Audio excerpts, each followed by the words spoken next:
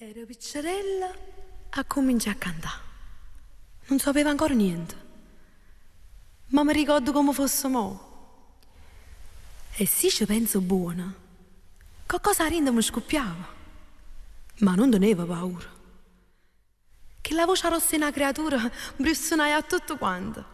Bussando all'anima mi sentivo.